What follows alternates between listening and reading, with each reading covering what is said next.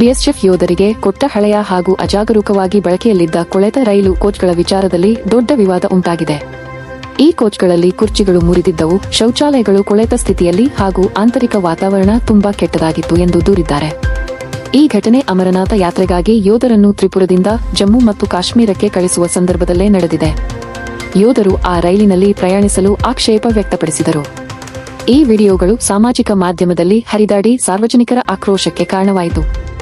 ದೊಡ್ಡ ವಿರೋಧದ ಮಧ್ಯೆ ರೈಲ್ವೆ ಸಚಿವ ಅಶ್ವಿನ್ ವೈಷ್ಣವ್ ತಕ್ಷಣ ಕ್ರಮ ತೆಗೆದುಕೊಂಡಿದ್ದು 4 ಹಿರಿಯ ಅಧಿಕಾರಿಗಳನ್ನು ಅಮಾನತುಗೊಳಿಸಿದ್ದಾರೆ ಎಂದು ಹೇಳಲಾಗುತ್ತಿದೆ. ಪ್ರಕರಣದ ತನಿಖೆಗಾಗಿ ವಿಶೇಷ ತಂಡ ರಚಿಸಲಾಗಿದೆ ಎಂದು ಹೇಳಿದ್ದಾರೆ.